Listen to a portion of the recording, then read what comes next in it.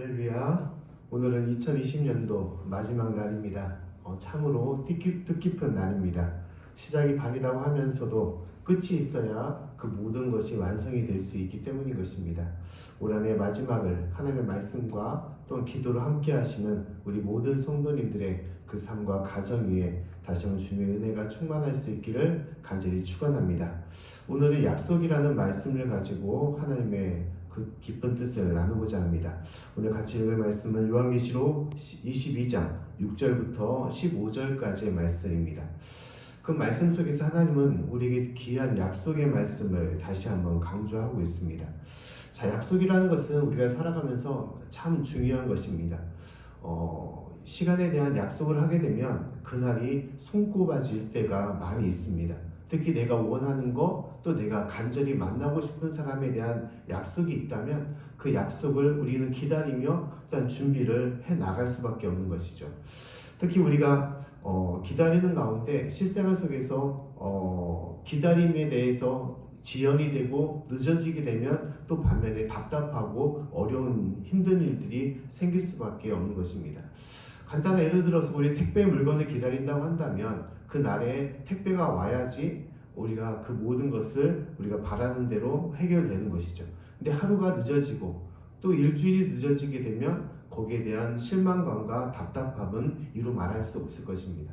아이들 같은 경우도 주문을 하게 되면 바로 당일날 올 것이라는 그런 어떤 마음을 가질 때가 많이 있습니다. 심지어 해당되는 날이 도착되는 날에는 매 시간마다 나가서 그 물건이 왔나 안 왔나를 확인할 때가 많이 있습니다. 그리고 그것이 늦춰지게 된다면 그 실망감은 이루 말할 수가 없는 것입니다. 특히 우리가 희망은 있지만 약속이 잡혀 있지 않는다. 뭔가가 반드시 이루어질 거라는 그런 확신은 있는데 그날에 대한 확실한 약속이 없을 때는 어느 순간에는 그 모든 것이 지연되고 늦춰지게 되면 심지어 그 희망까지도 잃어버리는 경우들이 많이 생깁니다. 특히 우리나라가 일제강점기 때 모든 사람들이 분명히 우리나라는 독립될 거야, 해방될 거라는 그런 확신과 소망을 우리는 갖고 있었을 것입니다. 근데 그것이 10년이 지나고 20년이 지나면서 점점점 그 희망은 이제 옅어지고 없어지게 된 것이죠. 그래서 이전에도 제가 말씀을 드렸던 것처럼 초반에는 여러 독립투사로서 열심히 일했던 사람들이 나중에는 동료를 배신하고 나라를 팔아버렸던 이유는 무엇이냐? 우리나라가 해방이 될 것이라는 그 믿음이 또한 그 소망이 사라졌기 때문이라는 것이죠.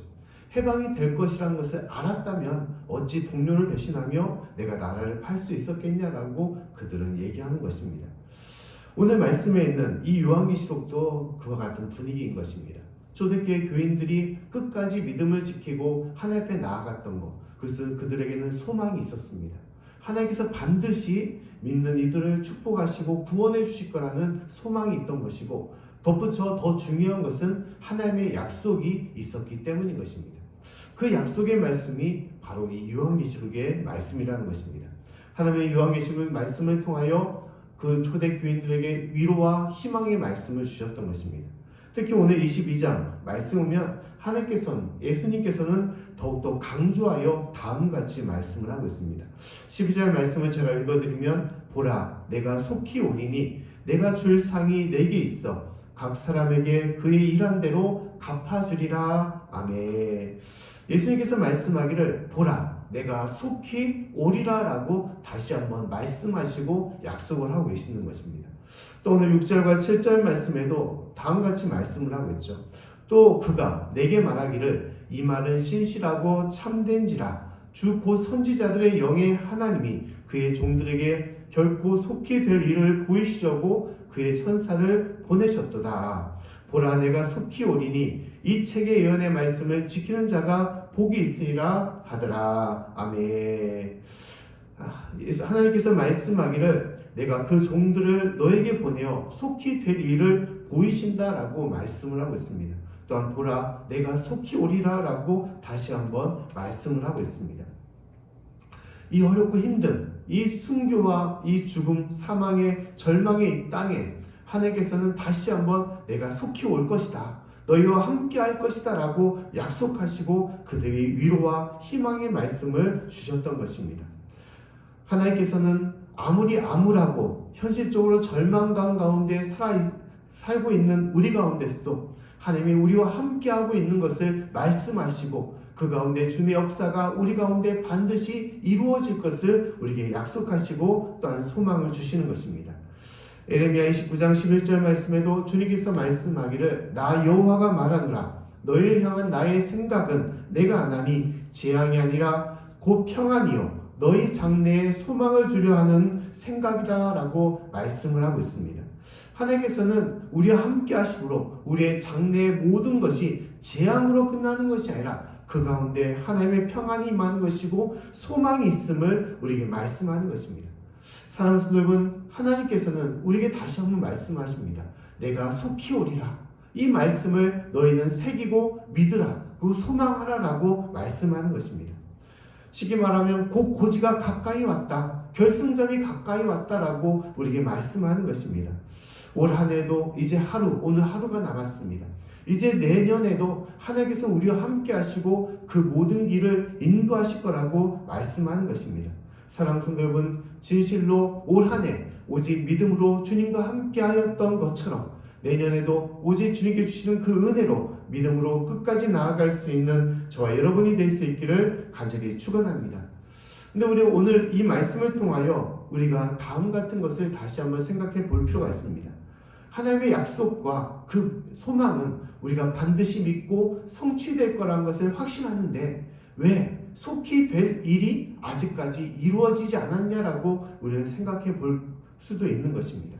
특히 세상 사람들은 왜 너희에게 재림의 예수님이 오신다고 말씀하시는데 속히 오실 거라고 하시는데 왜 아직도 오지 않느냐라고 그렇게 조롱 섞인 얘기로 할 수도 있을 것입니다.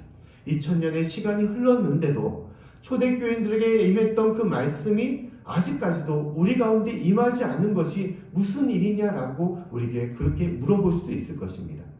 그러나 우리가 이 하나님께서 약속하신 그 말씀, 속히 오리라는 이 시간에 대해서 우리 다시 한번 우리가 생각해 볼 필요가 있는 것입니다.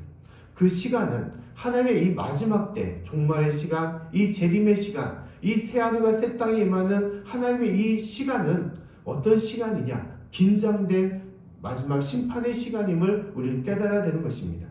우리든 믿는 우리에게는 지금 당장이라도 하나님께서 이 땅에 오셔서 재림하셔서 이 땅의 모든 문제를 해결해 주시고 우리 가운데 평안을 주시며 기쁨과 희락과 또한 온전한 하나님의 공의와 능력이 임할 것을 우리는 소망할 것입니다. 지금 이 순간이라도 2021년도 내일이 됐을 때 하나님의 놀라운 역사가 지금 이 순간에 임하기를 우리는 당장 소원하고 바랄 것입니다. 그러나 그 반면에 하나님의 또 다른 계획과 그 시간의 내용에는 무엇이 포함되어 있느냐? 아직까지 믿지 않는 이들이 회개하여 돌아오기를 바라는 그 시간의 모습이 포함이 되어 있다는 것입니다. 아버지의 품 안에 있는 첫째 아들에게는 지금 당장 은혜와 축복이 자기에게 임하기를 간절히 바랄 것입니다.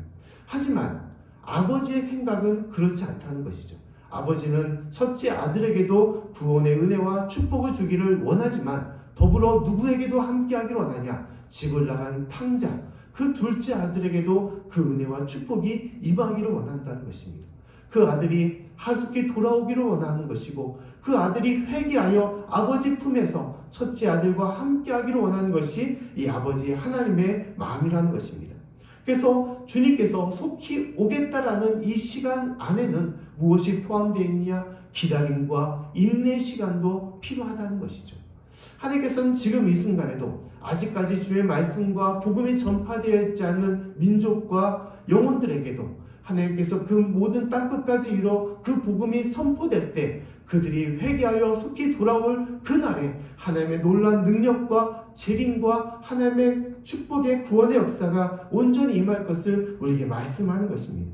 그래서 우리에게 믿는 이들에게 아직까지 좀 참으라, 인내하며 기다리라라고 말씀하는 것입니다. 하나님께서 우리에게 주신 그 약속의 소망을 너희는 잃지 말고 오직 끝까지 기다리며 승리하는 삶이 되라고 말씀하는 것입니다. 하나님께서 모든 인류를 심판하셨던 첫 번째 심판은 무엇이었습니까? 그것은 노아 홍수의 사건이었습니다.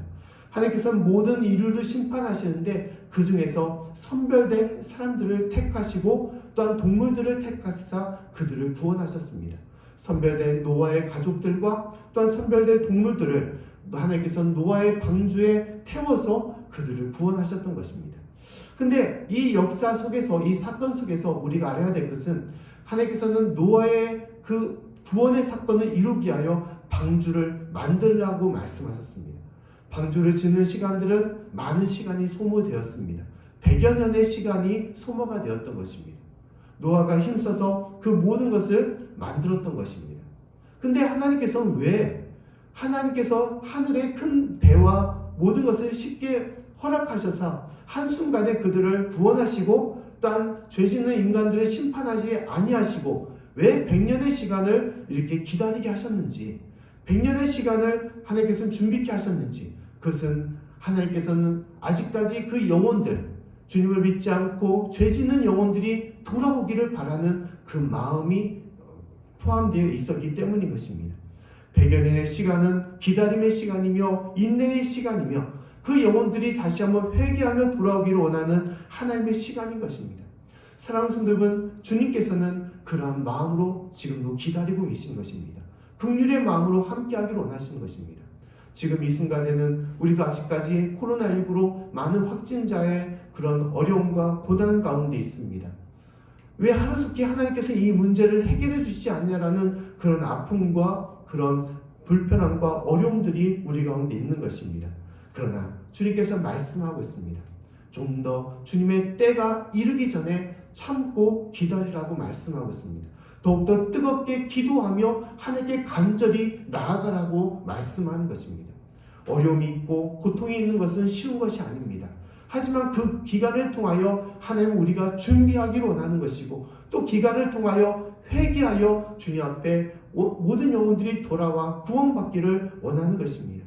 사랑하는 성도 여러분, 오늘 하루 이제 2020년도 마지막 하루를 보내면서 더욱더 주님 안에 거하기를 원하시고 또한 간절히 기도하는 마음으로 주님 앞에 설 수 있기를 간절히 축원합니다. 또한 다가오는 새해에도 우리가 이러한 믿음과 또 이러한 소망으로 끝까지 주를 믿고 바라며 나아갈 수 있기를 간절히 축원합니다. 어렵고 힘든 가운데서도 끝까지 참고 인내하며 나아갈 때 하나님의 놀라운 속히 임하리라는 그 역사가 어느 순간에는 반드시 임하는 것이고 그날에는 주님의 놀라운 은혜와 축복이 평강과 기쁨이 저와 여러분의 삶에 또한 우리 교회와 모든 나라와 민족 가운데 온전히 임할 것을 우리가 소망하며 살아갈 수 있기를 간절히 축원합니다. 기도하겠습니다.